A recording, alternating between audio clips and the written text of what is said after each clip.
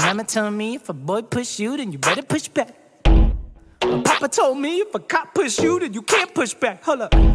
I was born with my rights, you ain't gotta read those. Why you creep for? I'm just on with the voice, why I gotta scream for? Please no. I'm me, I'm me, I'm me, I'm me, I'm me, I'm me, I'm me, I'm me, I'm me, I'm love, I'm lost, I'm fine, I got this. So just know that we just wanna live. We don't want no debt, we don't need the feast. All we want is bread, we just wanna eat. We don't need the grief, we could keep the peace. We don't need police now.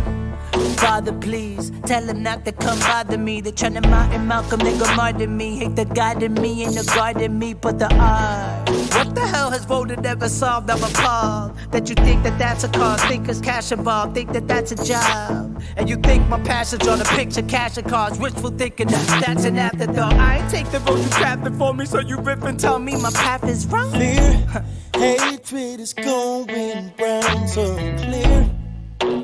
But we can't leave it there. Yeah. Cause they're taking lives that they didn't give. Should apologize for every tear mama cried. That's right. Oh yeah. All I gotta say is they don't really care about us. 'Cause times ain't really changing. I see no one that we can trust. And I just wanna live, yeah. We just wanna live, we just wanna live, yeah. Oh no, oh no. We just wanna live, we just wanna live, yeah. Oh no, baby. Won't let me live, they won't let me live, yeah. Won't let me live. We just wanna live, we just wanna live, yeah. Oh no. We just wanna live, we just wanna live, yeah. Oh no, oh no. We just wanna live, we just wanna live, yeah. Won't let me live, they won't let me live, yeah. Yeah. We just wanna live, we just wanna live, okay, yeah. greater things is yet to come. Greater things is still to be done. I ball like Bron down 3-1. My God crazy, he a 3-1, he divine. Read my lips, dog, Milli Vanilli. I'm the freshest Prince, Big Willie and Philly. Okay, new president, same God. That's the ultimate trump card. We finna go crazy at the Holy Land. So crazy like Kobe fans. I mean, it make no sense, it's like the Oakley band. I got the Angels with me, I'm like Tony Danza. You know, already snapped off. And Malik got in the Mike Jack song. So all that's left for me to do is just to say thank you. Thank you. Thank you. All I gotta say, all I got, they don't really care about us, no, no, no. Cause times ain't really changing. See no one that we can trust. We just wanna live, we just wanna live, yeah. We just wanna live, we just wanna live, yeah. Won't let me live, they won't let me live, yeah. We just wanna live, we just wanna live, yeah. We just wanna live, we just wanna live, yeah. We just wanna live, we just wanna live, yeah. Won't let me live, they won't let me live, yeah. We just wanna live, we just wanna live, yeah.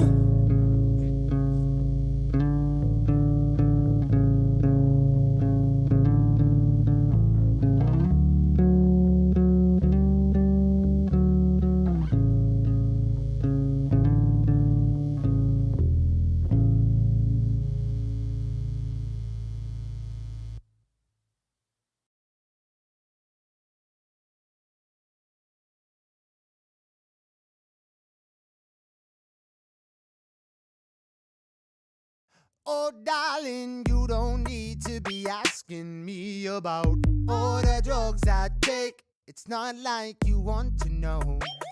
It'll make you uncomfortable. Whoa, we don't bleed, we just atrophy. We got reasons we should break. It's not alright to change your mind if you feel the same as I. I know that we can't survive. We don't ever make it to the great divine. You won't find a lover or a place to hide. The truth is that it wasn't ever safe inside. Truth is that it wasn't ever safe inside. Truth is that it wasn't ever safe inside. Truth is that it wasn't ever safe inside. truth is that it wasn't ever safe inside. You don't need to react when pieces don't tumble into place. It's not like you want to go, but you think you're responsible. Whoa, I'm pushing 2 cold keys in a black M3. I got buns I need to bake. It's not like I want to shoot, but you on that hot pursuit. I know that you chase the high, but you don't ever make it. You just wait to die, trying to catch a minute as it races by. The truth is that it wasn't ever safe inside. Truth is that it wasn't ever safe inside. Truth is that it wasn't ever safe inside. Truth is that it wasn't ever safe inside. The truth is that it wasn't ever safe inside. Safe inside.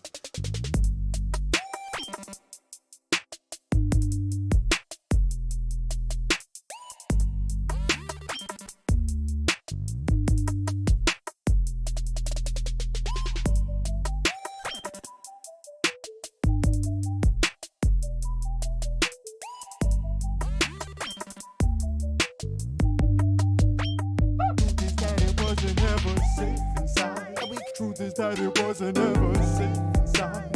Truth is that it wasn't ever safe inside. But truth is that it wasn't ever safe inside. Safe inside.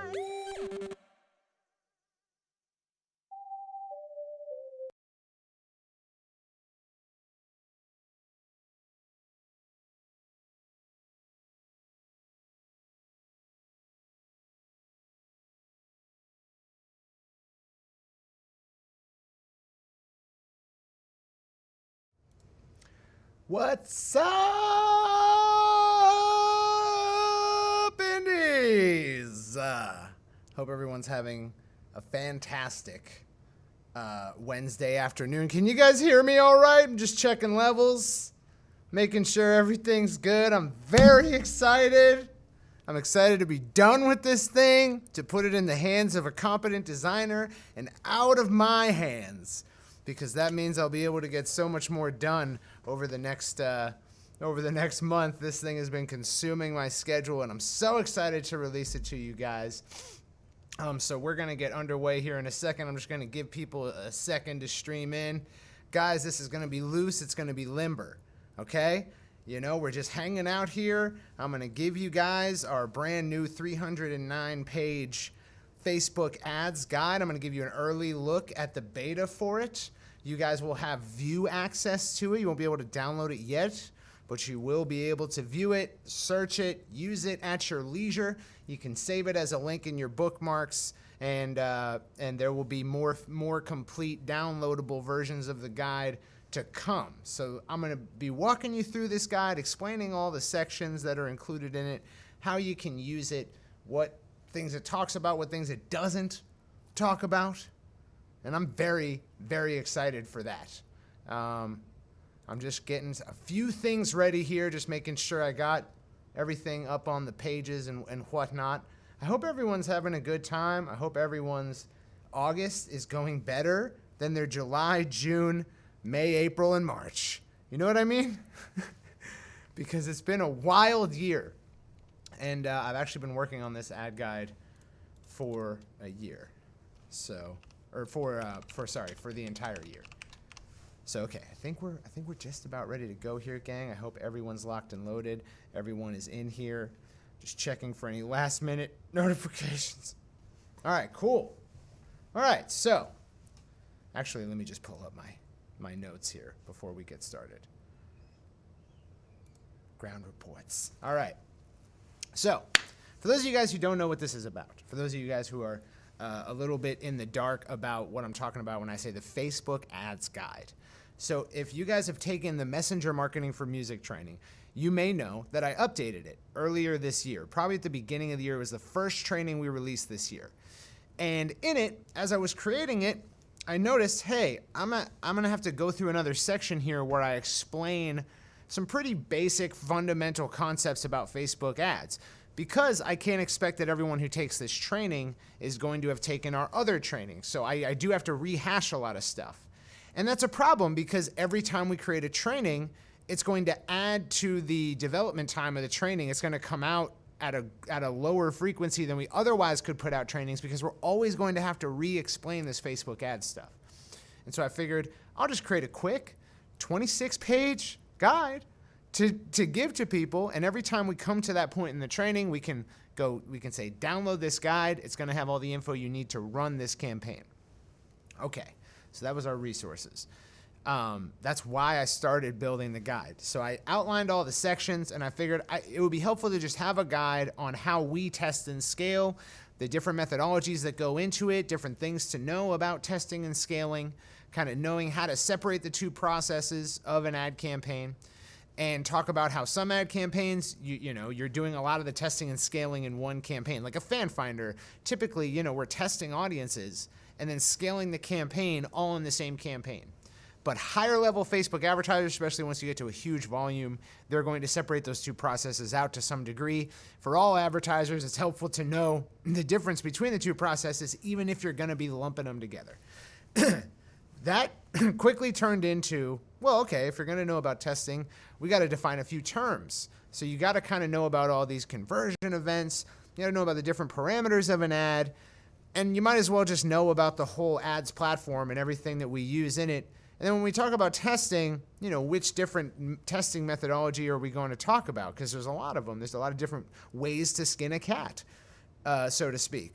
And then as we're building all this, we're accumulating a lot of common terms that are going to start to sound like jargon.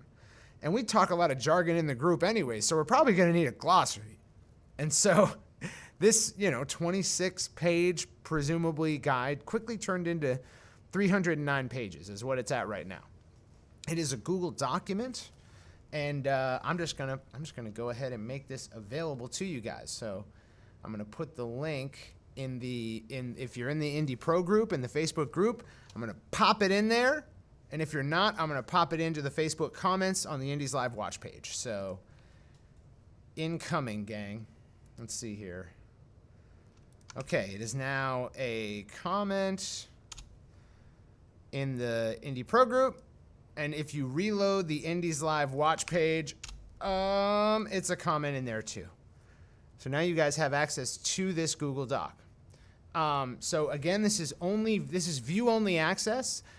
There's going to be some inconsistencies with the formatting. There might be a few typos or a few, inconsistencies with capitalization. But generally, this is complete. All the pictures are where they're supposed to be. All the sections are where they're supposed to be. There should be no missing information. And I didn't want to wait any longer to get it out to you guys, because I'm about to go through a final editing pass, final formatting pass, and then send it off to our designer, Casey, who designed our logo, designed the upcoming website. And I'm just going to be dropping too many bombs on this. So he's going to design it, and it'll look nicer, and it'll be like a downloadable PDF, much like the targeting worksheet. But right now it's just in this Google Doc format. It's a lot of stuff, so we're going to go through kind of what's in this guide. So first of all, let me share my screen while we do that real quick. All right, we got a lot of, anonymous buffalo, anonymous dingo, anonymous cheetah, anonymous capybara, and an anonymous badger have all joined the party. That's hilarious. All right, cool. Let's scroll up to the top here. This is the new Advertiser's Complete Guide to Facebook Ads. The first thing you'll notice is that it doesn't say the musicians or the creatives or the entertainers guide to Facebook ads. This is a occupation, purpose agnostic guide. Anyone of any profession should be able to pick this up and gain valuable insight into the different features and functions of Facebook ads with a little bit of inside baseball. So while Facebook Blueprint doesn't talk anything about what you should do, this guide not only covers what you can do, just like Facebook Blueprint and Facebook's help documentation, but then it adds into that a little bit about what you should do or what's probably not a good idea. So it's giving all this sort of context and why behind the different strategies. Let me pull up Asana real quick. Get that done. So yeah, the ad guide from here, this is what's going to happen. Very soon, I'm going to finish my edit and format pass. Then it's going to be a downloadable document. It'll be posted in the Indie Pro member area. We'll make an announcement about it. We'll email you. You'll know when it's downloadable. From there, it's going to be designed into a PDF. And sometime later on down the line, we're thinking about either opening it up to anyone so they can download it no matter what, or we might charge for it outside of Indie Pro. I'm not entirely sure because I have no way to gauge how useful this is going to be for you guys. You know, I've been buried in a hole building it. So we just want to get it out there in the hands of the Indie Pros and just really get an understanding of the value inherent to it before we determine how we're going to open it up to everyone else. And so, yeah. So we've got that done. So we're going to walk through this section by section, just talk a little bit about the sections. So the first section, obviously we have an introduction. The introduction just talks about, hey, this is a guide. It's not a book. Don't read it like a book. Your eyeballs will fall out of your skull and then melt on whatever surface they land on because it's not intended to be read. If you read it, you would be bored to death. You can probably consume it more easily in bite-sized sections based on needs. So if there are burning questions that you've had about Facebook ads or just things you've never truly understood, you can press Control F or Command F. It's going to pull up a little search bar and you search those terms. Search terms relevant to your question and you'll find sections throughout the ad guide that are relevant to you. And that's really how it's supposed to be used. It's supposed to be used based on need. Now, you may get so brave as to just run through an entire segment of it. Let me make sure we're good here audio-wise. Okay, cool. Yeah, you may be so brave as to just like read through a section or two. But ultimately, you should find that like it's so mind-numbingly dense technically that like you probably won't want to do that, you know? You're going to use it based on need primarily. Oh. And so, yeah, so that's the introduction, kind of tells you a little bit about how to use this guide. Here's where like the standard page mumbo jumbo is going to go, published by Indiepreneur in this day. And, you know, if you try to steal it or reuse it, we're going to come for your family, that kind of thing.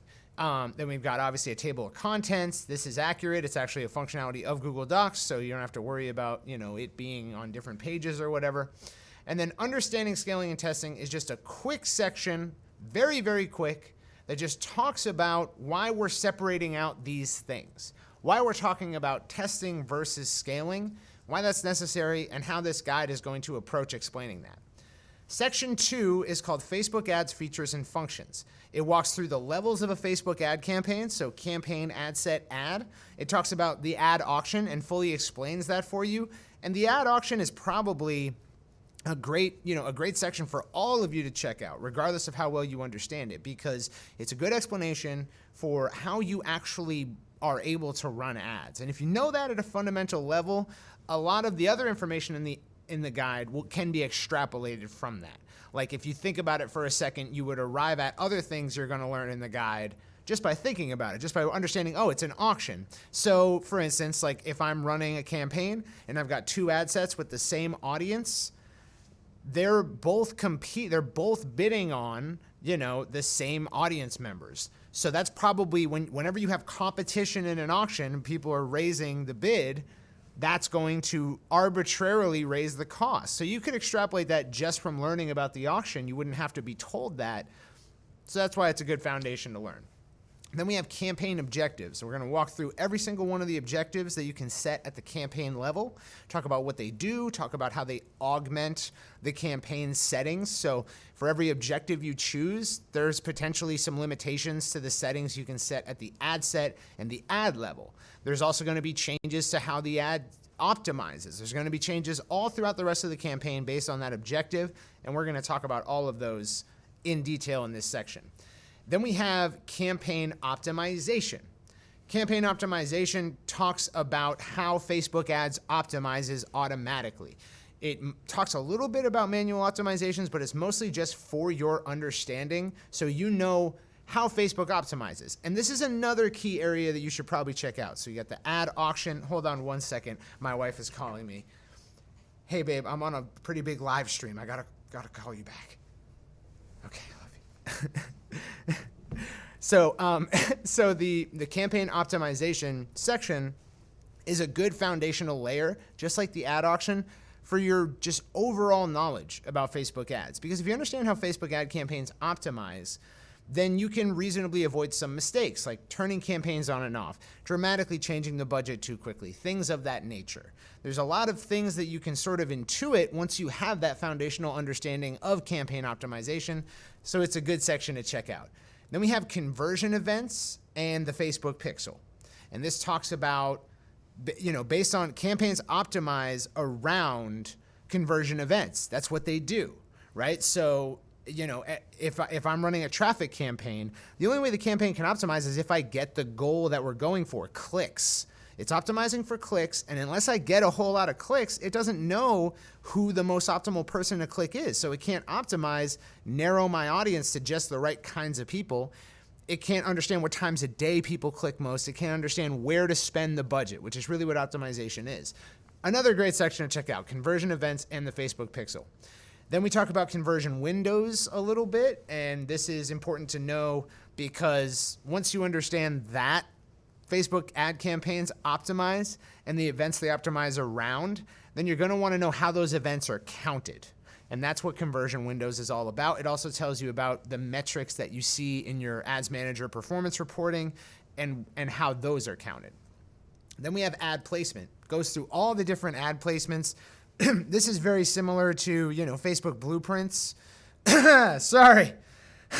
Everyone on the team has been having like hoarseness in their voice at one day or another, and I guess it's my turn today. So in the ad placement section, it's not going to be too dramatically different from Facebook help documentation, from Facebook blueprint, except that for every placement, it talks about some things that are learned from Facebook, not told by Facebook.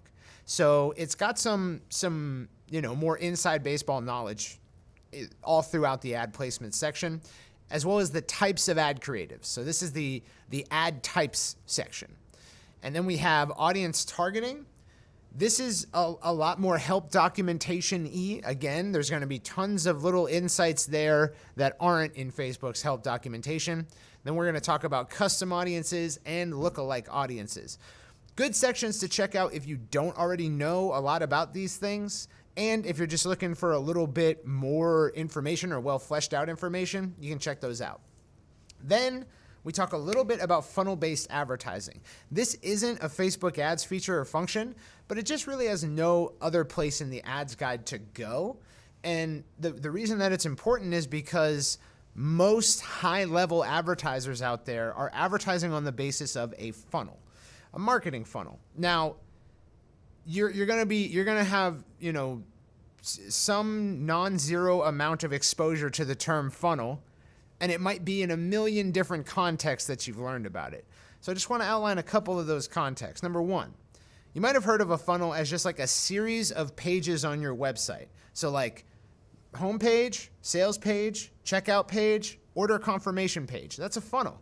You go from the homepage, you see something that leads you into the sales page, where you're going to look at a product. Many, many people go to the homepage, but only some of those people go to that sales page. Then on the sales page, only so many people will go to check out for the product on the sales page.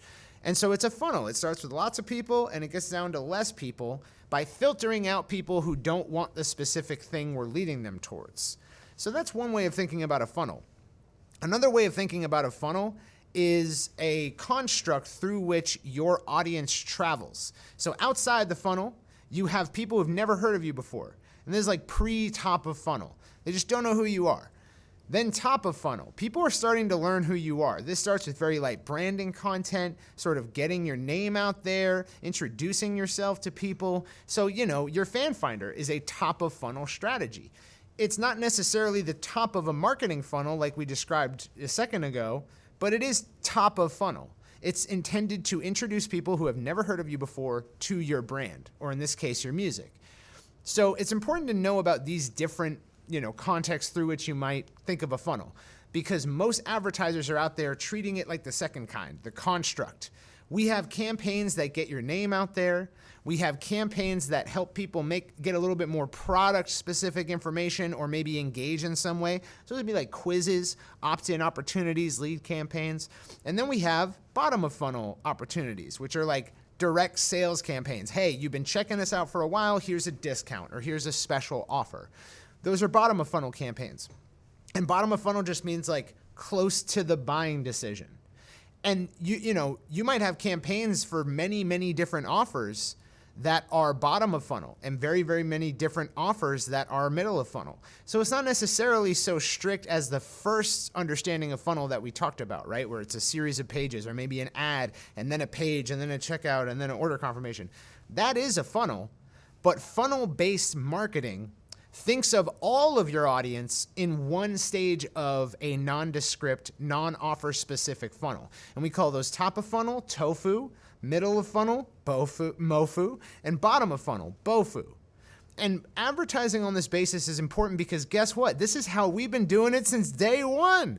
Since day one, we've been talking about, hey, look, it's not necessarily the case that someone's going to see your fan finder and then see your education content and then go opt in for the offer that has music from the fan finder and then buy the CD that has the fan finder song on it. It's not so strict.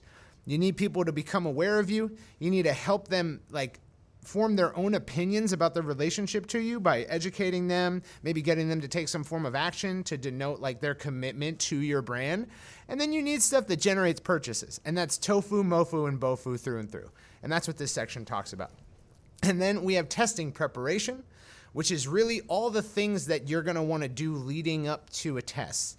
And so it starts with KPIs, CPAs, and target spends. So this starts out with saying, before you test anything, how are you going to measure the efficacy of your tests? Decide that first, and it goes through all of that.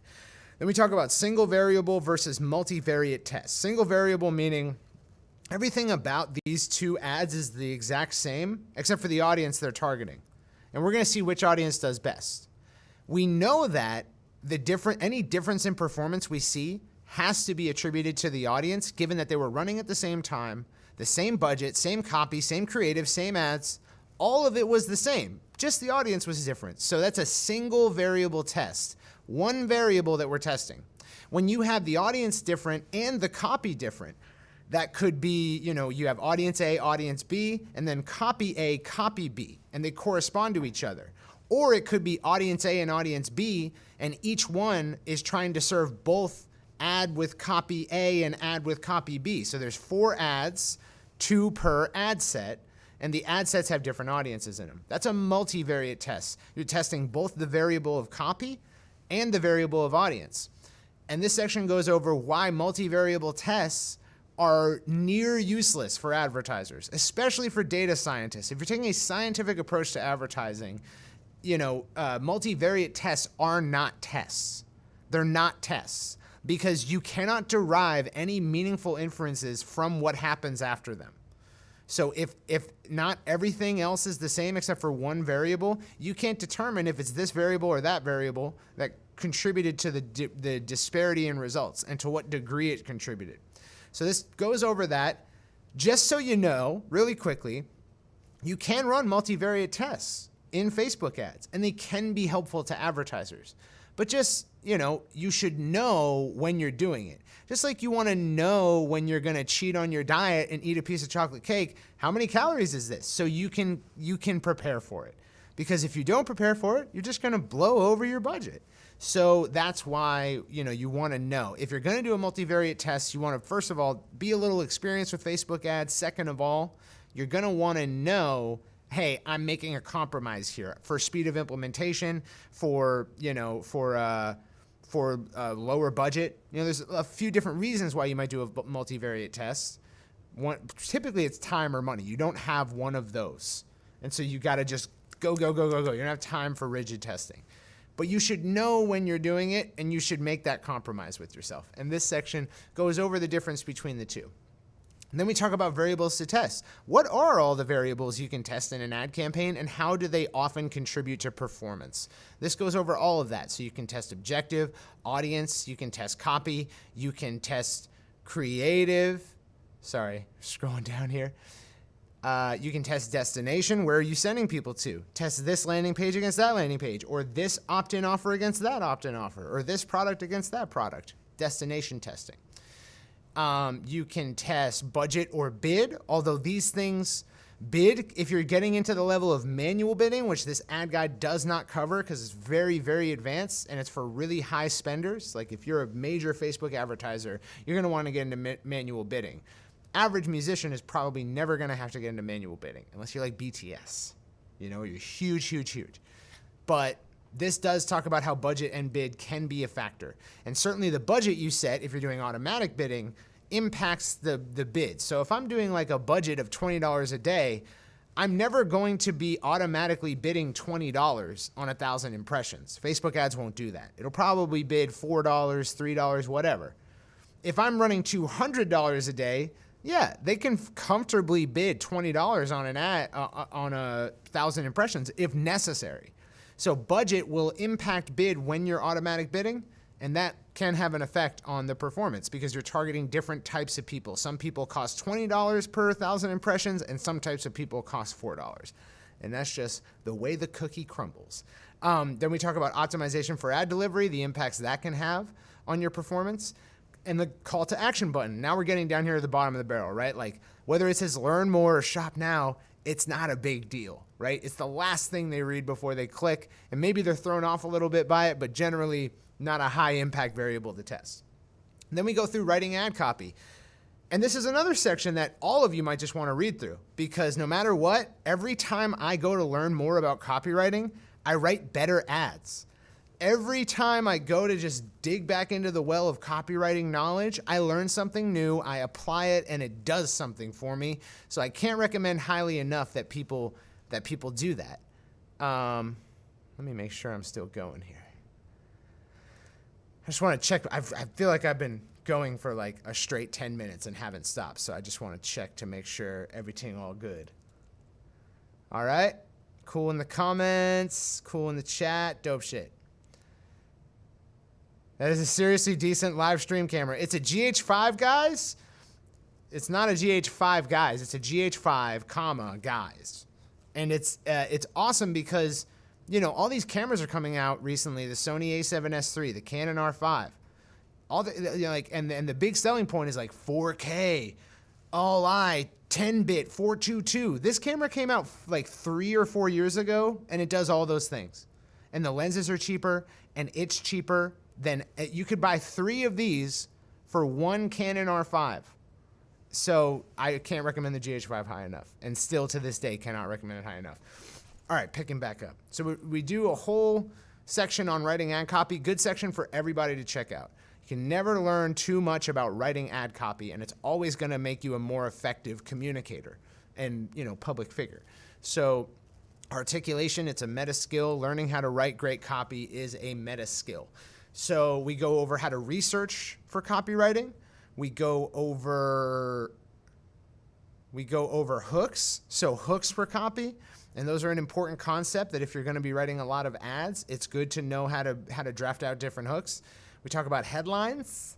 We talk about copy length, which is another important factor to consider when writing copy. We talk about the AIDA formula. And what's important to note is that, you know, because people will be like, AIDA, that's old, right? They'll be like, that tired old AIDA formula. And it's like every copywriting formula I've ever seen is trying to not be AIDA and failing at it, okay? Every copywriting formula I've ever seen is just AIDA told through a different lens. I've never really seen one that's like that much of a departure from it, maybe through a different mechanism. If you don't know what AIDA means, it means attention, interest, desire, action. Get attention, generate interest in what you're talking about, generate a desire for an offer or an outcome or a future state, and then call the person to action, to take action to arrive at that future state or take that offer. And all great messages are like can be broken down into these sections, I feel like. So it's a great thing to know, especially at length. And that's what we do in this section. We also talk about the hero's journey and how that fits into copywriting in the interest section. And then we talk about common sections of copy. And this is a lot of stuff that you can find in some cool books that I've recommended in this writing ad copy section for your further education. But social proof, testimonials, authority sections, benefit bullets, value stack, risk reversal. So a lot of good stuff in here. Then we talk about generating copy variants in the ad grid and why you would build an ad grid. And that's, if you've taken some of our trainings, you probably come into contact with the ad grid. It's not our concept, it's digital marketers' concept. They rock, Molly Pittman rocks, and we use it. We use the ad grid a lot because it helps you get outside of your own head when it comes to writing copy. So we talk about generating copy variants for testing. We talk about making ad creative and variants of ad creative, and kind of the things you want to consider when doing so. We don't go over like how to use Premiere Pro or Photoshop or anything, or Canva. We just talk about what you want to consider when drafting your ad creative. And then we talk about making audiences and different methodologies you should consider when making audiences. The size of the audience, whether your ad account is seasoned or not, the locations you're going to include, interests, and all that stuff. Then we talk about making offer and destination variants and why that might be important. Why would you run to two different landing pages that are advertising the same offer? Well, because the design is different, and the design heavily impacts the action taken on the landing page. We talk about all the different triggers you can pull there. And we talk about objective variation. So are you going to plan to test objective? Few different scenarios in which you would run 2 or more campaigns, with the only difference being the objective of the campaign, and we talk about that in here.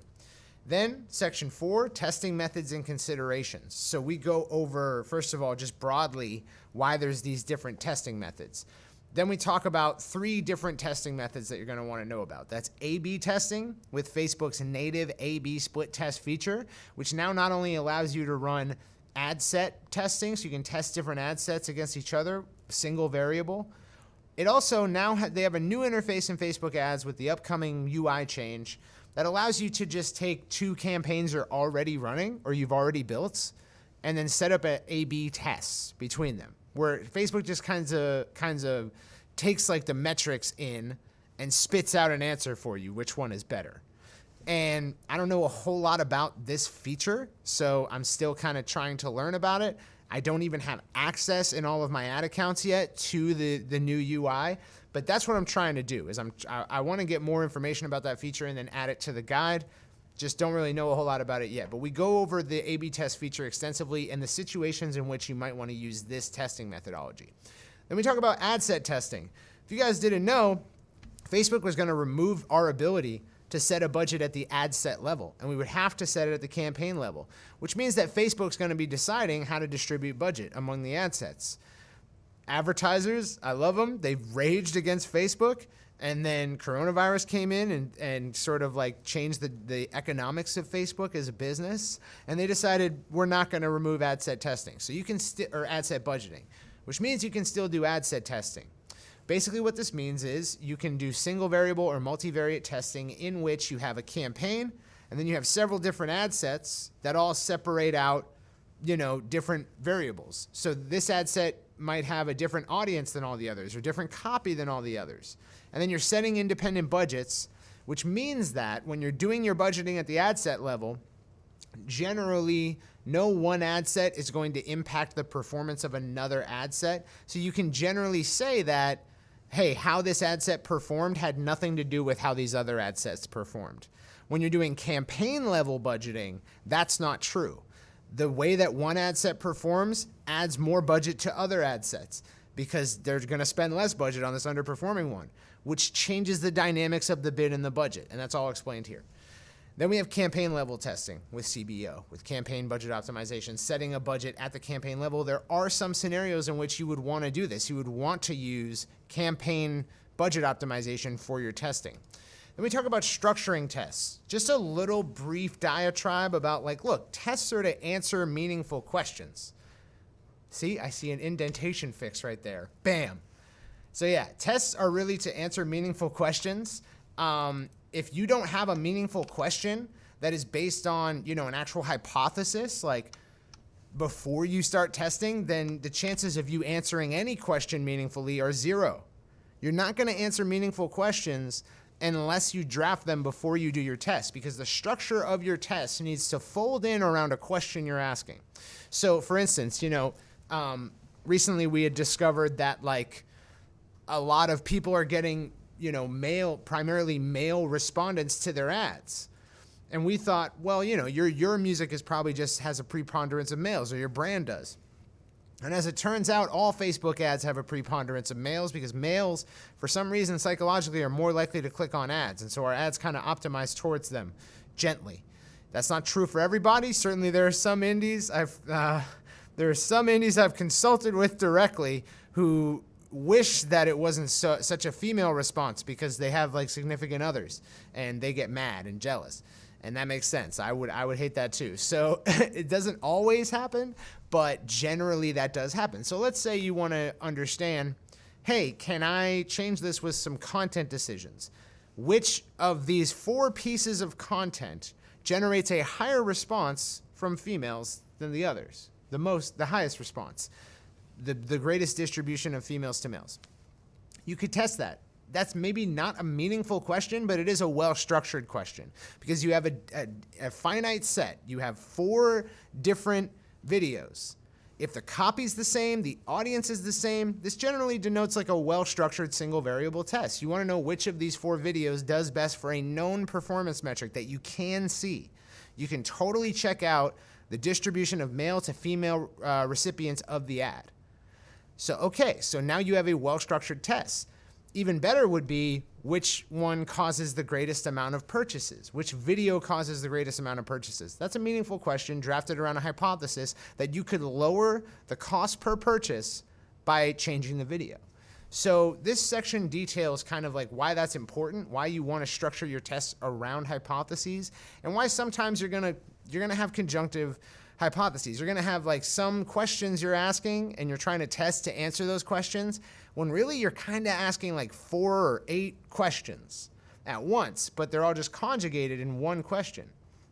And that happens sometimes, and that's okay sometimes, but this section talks about why you want to know that you're doing that. You want to be like, yeah, I'm asking multiple questions at once, sort of, but I can derive the answer. I've thought it through. You don't want to just go into it blindly.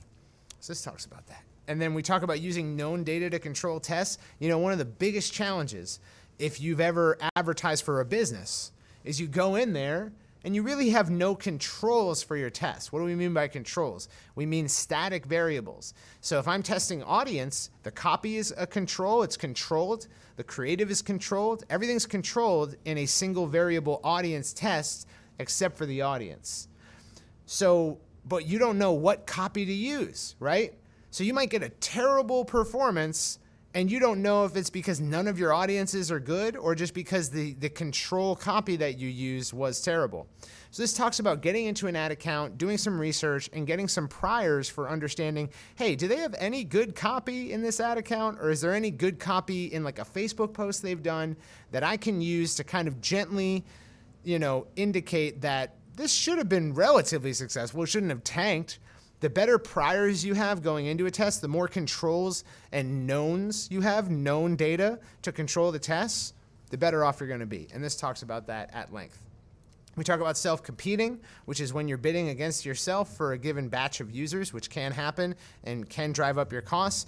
And we give you a quick little equation that you can use to determine the likelihood of whether you're going to compete against yourself in a given ad campaign or in a testing campaign. Then we talk about performance analysis. This section is huge. It goes over all of the metrics that you have available in your customized columns, and it talks about how to conduct performance analysis. It talks about how to get in there after a test in your ads manager, customize your columns, adjust your date range, and get a real understanding of the answer to the question you were asking with the test. So if it was, which of these 4 copy variants is going to perform best for the metric of cost per purchase, then how do you go in there and determine that? And if you determine that one did poorly, can you understand why? Which is a deeper level of performance analysis.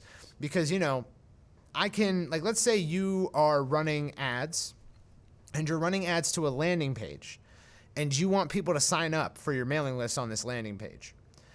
If you are running that with the conversions objective, I can go into your ad account and generally tell you, oh, people didn't like your ad, or they weren't the right people, or people didn't like your landing page. Just by looking at the cost per click, looking at the click-through rate, knowing some general benchmarks, we can tell you have an ad problem here. People aren't even clicking, or you have a landing page problem, and then you know which asset to diagnose.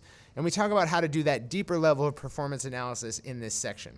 Then we have breakdown analysis, which is a kind of even deeper level of performance analysis where you're using the breakdown feature in Facebook ads to look at segments. So you might have customized your columns, gotten all your data, and you're all good to go. But then you want to know, in this audience, what's the breakdown in terms of delivery and all these metrics I'm seeing when I break it down by, say, age and gender.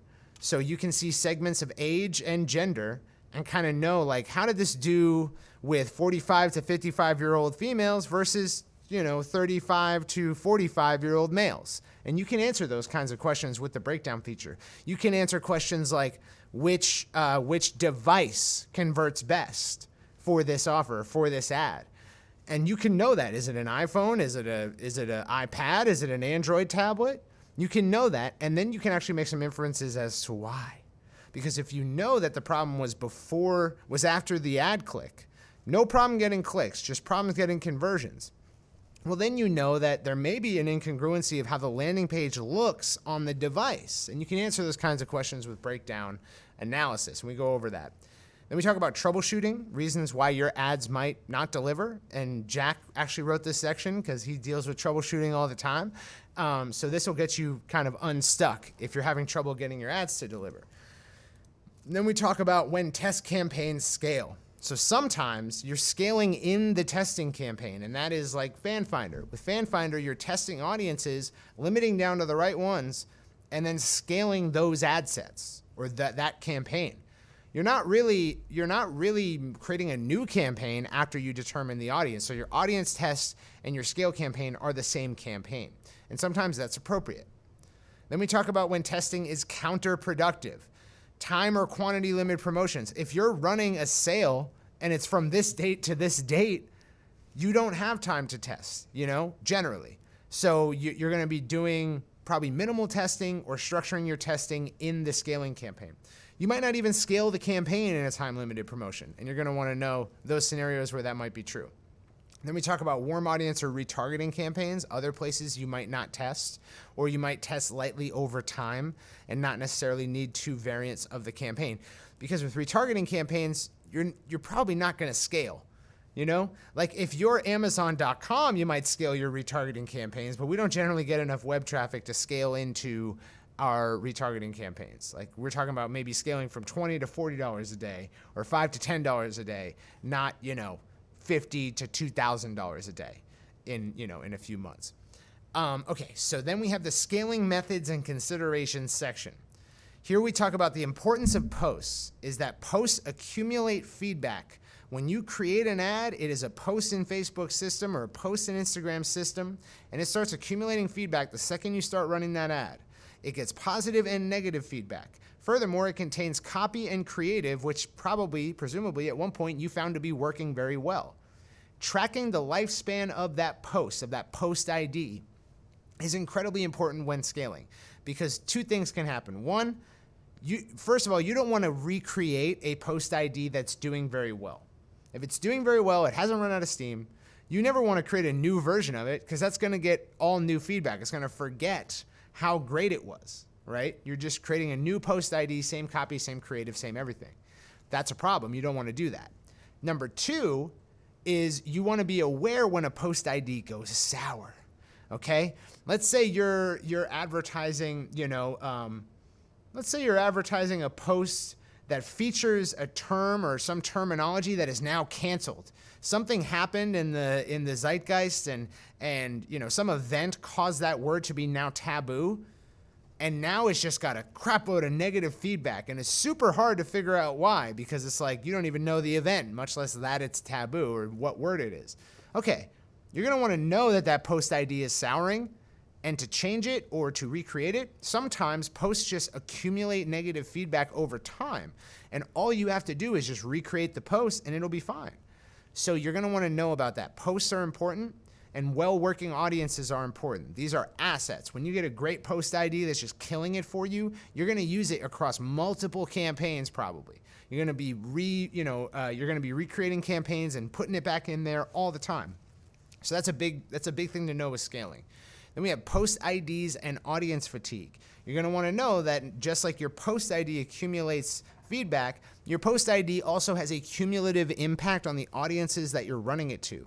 So if you've got an audience of 2 million and you've been running the same ad on them for 6 months, 8 months, it's probable that Facebook has optimized that 2 million audience down to maybe 200,000 or 500,000. Far smaller audience of people who Facebook considers optimal.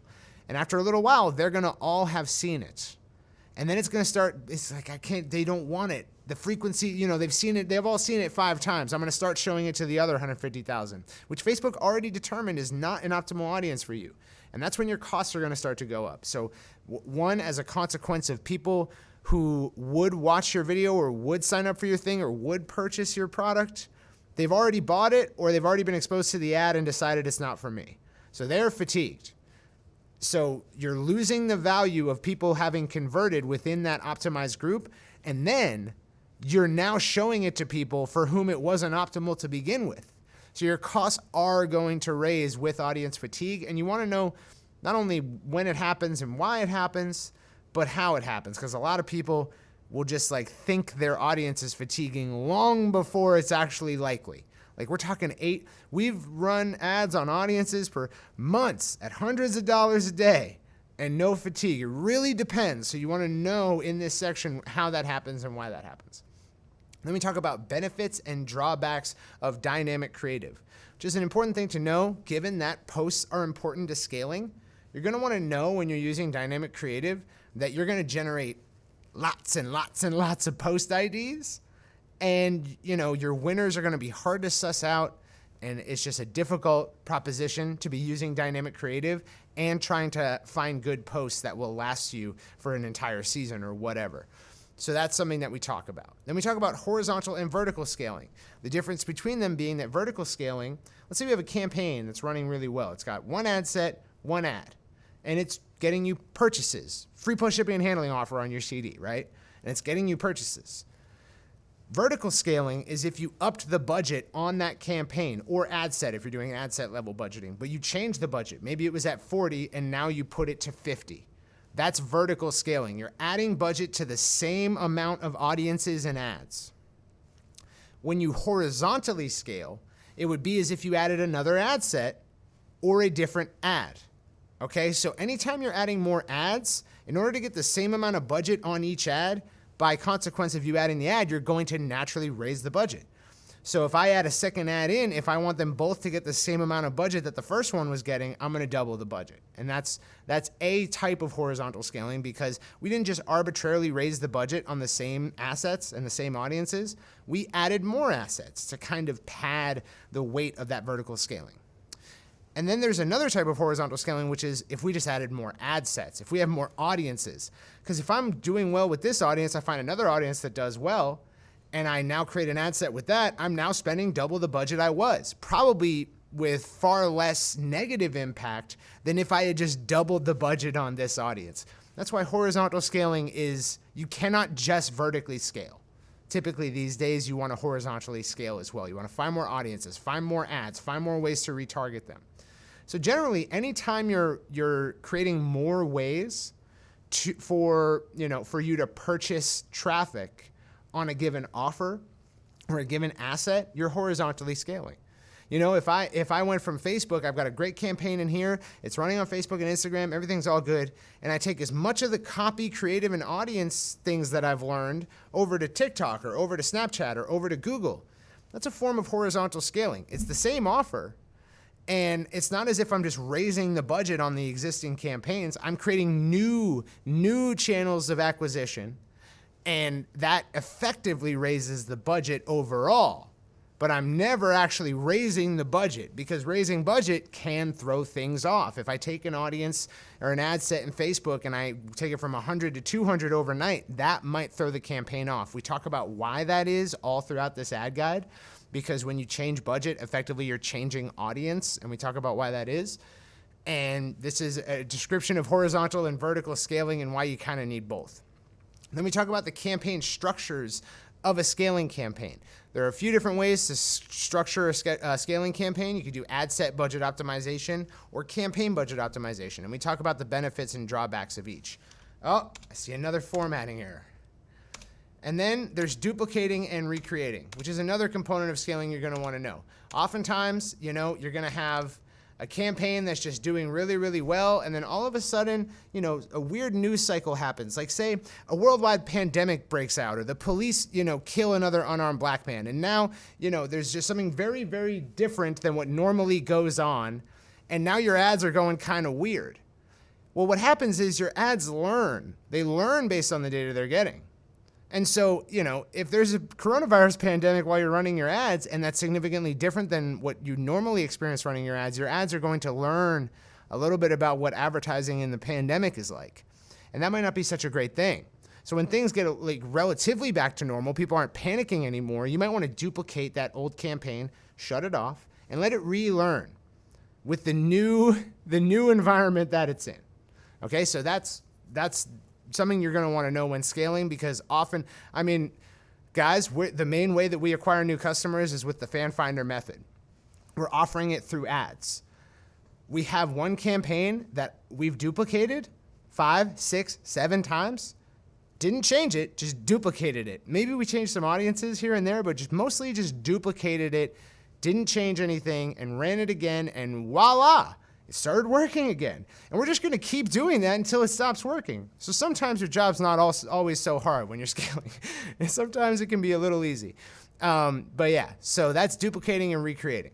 Oh, and then we have a glossary and definitions. And this is going to be a boon to the indie community, I think, because oftentimes people are like, what the hell are you guys saying? This doesn't include all the INDIEPROs cult speak, but it does include all the terms we use that are relevant to Facebook ads and some of the INDIEPROs cult speak. So there you go. It's a great little dictionary. And again, you press Control F. I pressed the wrong one. You press Control F and you can search this document. So, let's say you're like, what is a conversion event, right? Well, first of all, it'll show you all the places in the document where conversion event appears. And then if you go to the last one, it'll be the definition of that term. So you scroll to the glossary, search for it, and you'll find the actual definition of that term. You can see how it's contextually applied throughout the guide. So that's the Facebook ads guide, guys. It took me 6 months and pretty much every available moment I had. And I'm just glad. It's pretty much finished.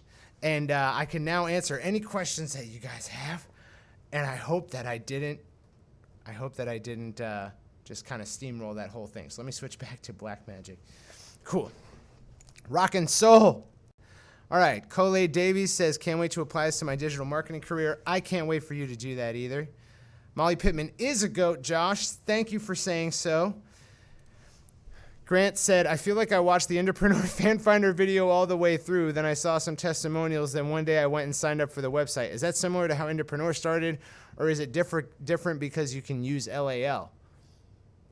I don't know what you necessarily meant by that, sir.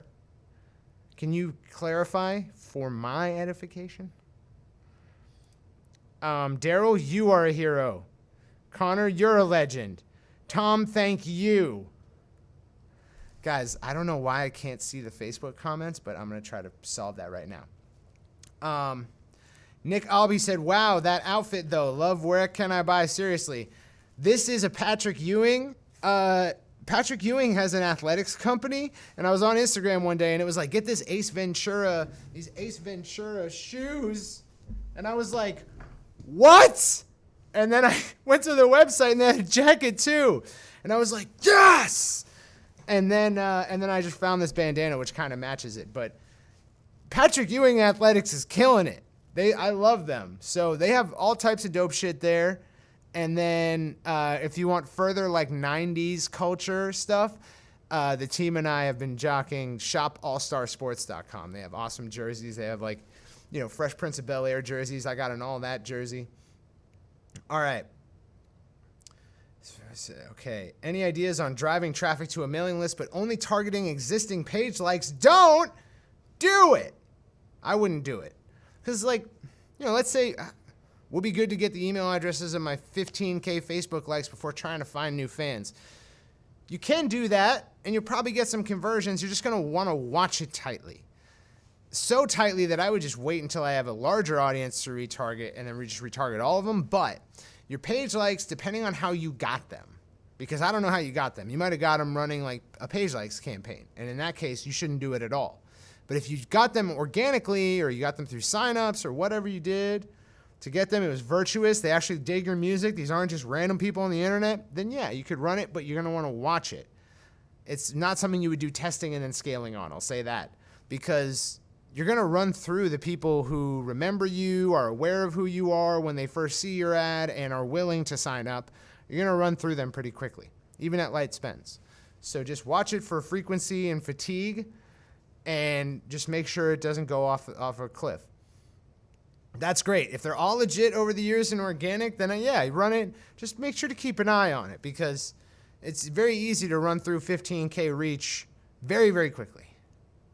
And depends on the strength of the offer, to be honest with you. Frankie Ranks says, amazing job, loving all the training so far, and I'm just getting started. If you're just getting started, I'm sorry for this is a little more advanced, I think, this one. But now you have the ad guide, so your journey should be easier in defining terms. Tom Kirshner laughed at me.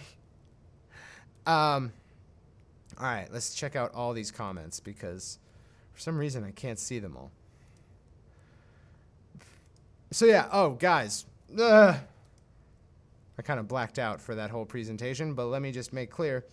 I'm going to answer any questions you guys have, and then I'm going to end this by talking about a lecture series to accompany the Facebook Ads Guide, which is going to be like a drawn-out version of what you just went through, where I'm going to actually go through each section, explain it, explain some case studies that I couldn't have possibly communicated through this language. This language is like a textbook language. And so I'm just going to give a more candid presentation of this information across the remainder of 2020.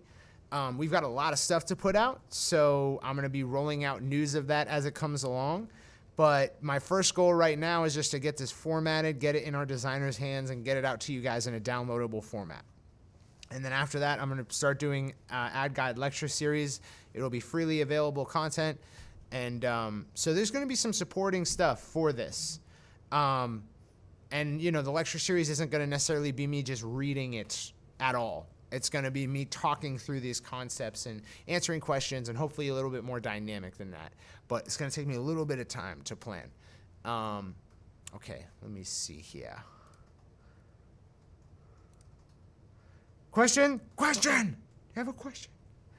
What do you think a good price is for a New England-focused 75% view on a time-tested fan finder that does 20 cents per 75% view when targeting green-lit countries? I have no idea. No earthly idea. If you just mean you're targeting like Maine, Vermont, New Hampshire, Massachusetts, Rhode Island, I don't know the rest. I'm pretty sure that's New England. Maine, Vermont, New Hampshire, Mass, Rhode Island, Connecticut. If you're just targeting those states, it depends on what your potential reach is. If there's no additional targeting, you know, your cost is going to be higher. Because if there's no additional targeting, your cost will be higher because you'll be targeting tons of people who aren't, right? They're just from New England. They're not like actually fans or likely to be fans of your music.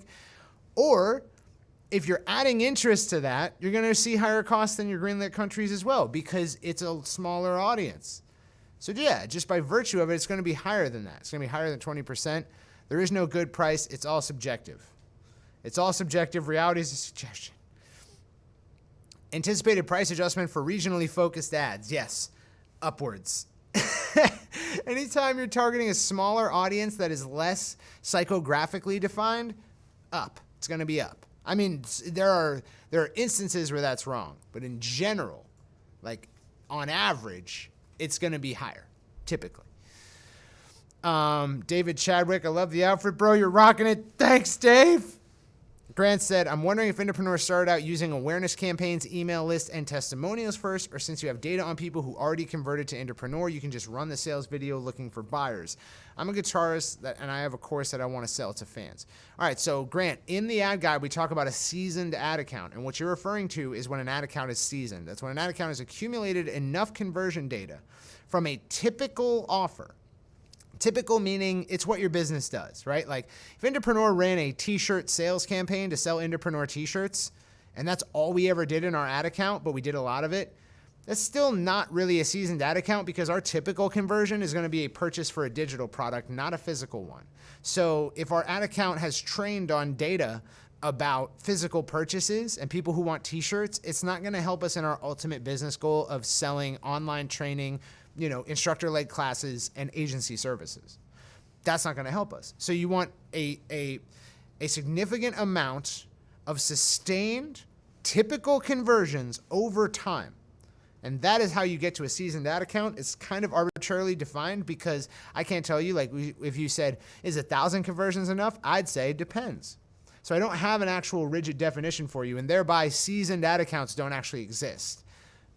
But I'm pretty sure I'm working on a definition that's actually stable encoding of that. So I'll get that to you ASAP. But a seasoned ad account is what you're talking about. When we started out, we did brand awareness campaigns, video views campaigns, and lead generation campaigns with a typical old school digital marketing napkin project funnel. Ad, free offer, tripwire, paid offer, like $7 to $20, and then core offer, the main thing that you do.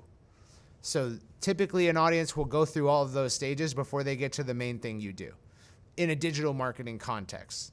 And that's what we did. We had the Facebook targeting cheat sheet. We had a 3-day fan finder bootcamp that just basically was like a not nearly as good version of Greenlight warmth boosting. Not nearly as good or robust. And then we had fan finder method, the first fan finder method, which was recorded on a crap laptop. And it looked like shit. And that's how we started.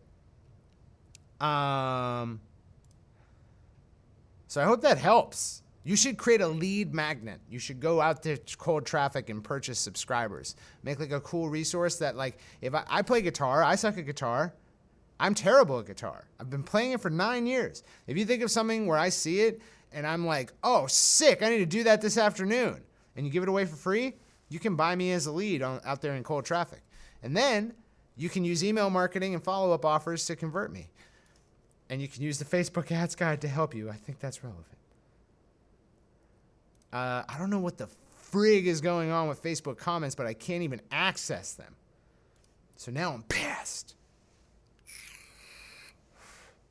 Trying to get to your comments, guys. Jake Corey says, this is advanced as hell. I'm still on Fan Finder. I'm going to catch on, though. Don't worry about this until you've run a Fan Finder or two and you've done some of this. And then come back to this and be like, oh, I want to learn more about Facebook ads. And you'll have some tactile experience with Facebook ads. So as you're reading it, you can be like, oh, yeah, that's what happened with my Fan Finder. Or, oh, yeah, they did that in Fan Finder. So you'll have a framework. So I would just go through the training. And then once you've ran a few Fan Finders and you've gotten a taste for traffic, come back here, learn about performance analysis, answer cool questions about your Fan Finder, all that stuff. Tom Kirshner said, thanks to you, I build a real fan base. Thank you, Tom. Thanks. Not thanks to me, thanks to you, okay? Because I just sit up here and babble like a jackass about memorized facts. You take those facts and turn them into something truly extraordinary. So don't thank me, man. Thank yourself. You took action. I am just a puppet that regurgitates marketing information. That is all I am. And wears goofy shit. So, like, it's all on you, dude. You're the man. Tom Uncomely said, any ideas on translate Entrepreneur to Russian language and run it there since Spotify is in Russia now? No current plans, but I don't feel particularly great about running traffic to Russia. I hope you guys never take this as like an ethnocentric thing. Like, it's not that I'm American or like, you know, wasn't born in Russia, that I don't think that's a good idea. If I lived in Russia and I was the same temperament, I would still not want to do it. Because one thing we know about Russia and Facebook ads is that there's a lot of automated activity, right? I feel like that's like a pretty common trope of, like, you know, a problem. So I don't know if I would do it unless I had some really specific parameters. One thing you guys should know is if your conversion event that you're optimizing around is significantly difficult enough that a bot couldn't achieve it, you actually don't have to worry about, you know, bot traffic in your ads. There are a few other methods that Corinne is developing that are pretty badass for getting bots out of your targeting. But generally the safest way is to just optimize for purchases, because bots aren't going to buy something from you. And Facebook will figure that out. Anytime you're optimizing for an easy to achieve event, like a video view, or even a sign up, bots can sign up, you run the risk. So that's what I'll say about that. People need to stop calling me while I'm live streaming. All right. Moving up here. Should we expect ongoing updates to the guide? Yes. And this is a lot easier to update than a video course. So yes, absolutely, there will be ongoing updates for sure. Rock and roll. Thank you guys so much for all the love. Okay, so last order of business. Oh wait, no, I did describe the lecture series. We're good, dude. We're good. We're out. Dropout, thank you for your assistance in this live stream. Dropout killed it. He hit the dab. Well, yeah, guys, this has been a labor of love for the past 6-7 months. It's almost out of my hands now. Thank you guys so much for affording me, I know there's probably some other things that we had promised that got pushed back because of this. And I haven't heard a peep out of you guys. And that really gave me the mental space and the mental clarity to finish this up. I hope it's useful to you guys. I hope you guys will tell me any ways in which it is useful. If you see any glaring typos, or just reach out to me and be like, hey, you idiot, go to page 123. You didn't finish this sentence, and just let me know, because it's in beta right now, and I'm trusting you guys to show me where all the bodies are buried. But I hope it's helpful, guys. Let me know. Please reach out to us in support. Let me know. Let me know in the group if this is helpful, or if there's anything cool that you found that you didn't know before, or any particular sections you liked. I would love to know. I hope this has been a good ground reports. I hope I'm still useful to you guys. And I hope you guys have a great rest of your Wednesday. Thank you for joining me on